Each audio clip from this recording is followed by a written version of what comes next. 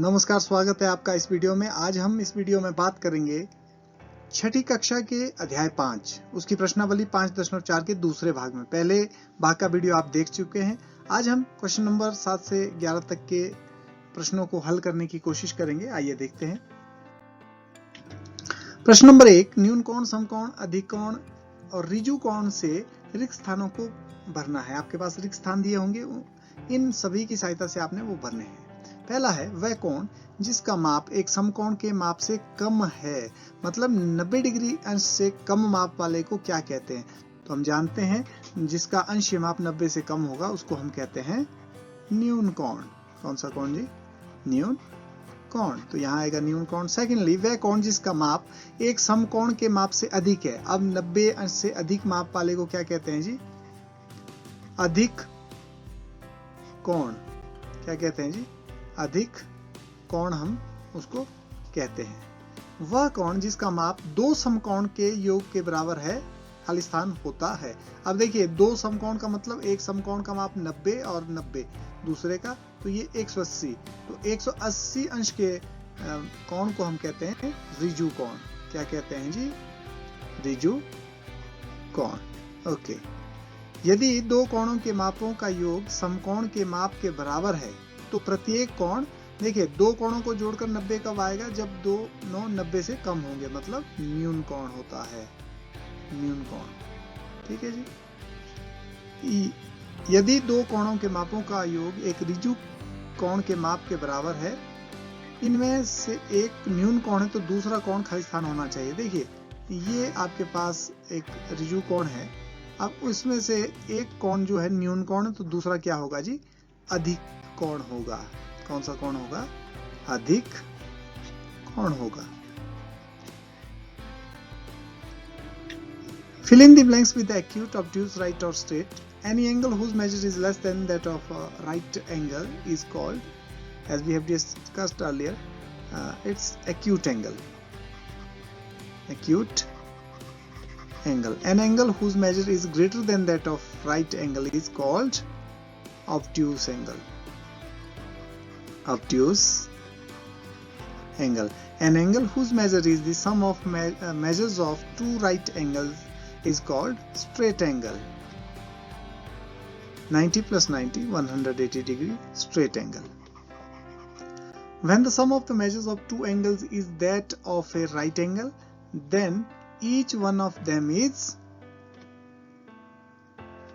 acute angle. As we add the two acute angle, then we can get a right angle. When the sum of measures of two angles is that of a straight angle, and if one of them is acute, then other should be obtuse angle. This is all about the first question. Second one. Find the measures of the angle shown in each figure. First estimate with your eyes and then find the actual measure with the protractor. नीचे दी गई आकृति में दिए गए प्रत्येक कोण का माप ज्ञात कीजिए। पहले देखिए और फिर चांदे से मापिए। तो ये आपके पास चित्र दिया गया है। तो आइए इन दोनों चित्रों को हम चांदे की सहायता से मापना सीखते हैं। आइए चांद की सहायता से इनको मापते हैं। ये चांद पहले भी हमने सीखा था। इस तरह से इसको रखेंगे और ये 0 डिग्री के साथ। तो यहाँ से अगर आप देखें तो 50, 51, 52, 53, 53 डिग्री कोण ये है। तो हम कह सकते हैं कि ये जो कोण है कितने अंश का है? 53 अंश का कोण है जी। ठीक है जी। अब दूसरा कोण मेजर करते हैं। तो इस पर चांद को सटाते हैं।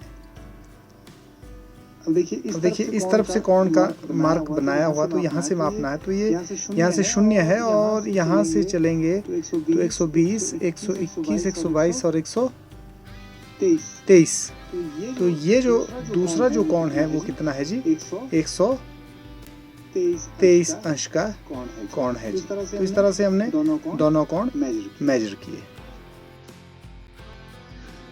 अब next question, find the angle measures between the hands of clock in each figure. नीचे दी गई आकृति में घड़ी की सुइयों के बीच के कोण का माप आपने ज्ञात करना है जी। जो घड़ी की सुइयां दी हुई है इनके बीच में, जैसे देखिए ये 9 बजे है, 9 बजे ये वाला रहा है जी।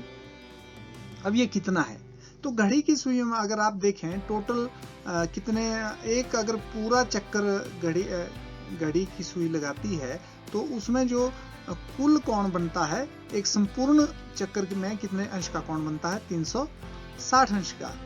तो अब हम जानते हैं एक चक्कर में कितने मिनट कवर होते हैं, 60 मिनट। तो हम ये कह सकते हैं 60 मिनट में कोण जो होगा वो कितना होता है जी, 360 अंश। तो 1 मिनट में कितना कोण बनाया जाएगा, 360 बटा 60, सिंपली 6 डिग्री। 6 डिग्री कोण जो है 1 मिनट में बनता है। तो अब यहाँ पर अगर हम देखें, आप मेजर भी कर सकते हैं इसको कि कितना बनता है, लेकिन यहाँ से देखिए 9 से 12 तक अगर आप देखें तो ये होंगे 15 मिनट, 5, 10 और 5 मिनट का गैप है तो 15 मिनट है।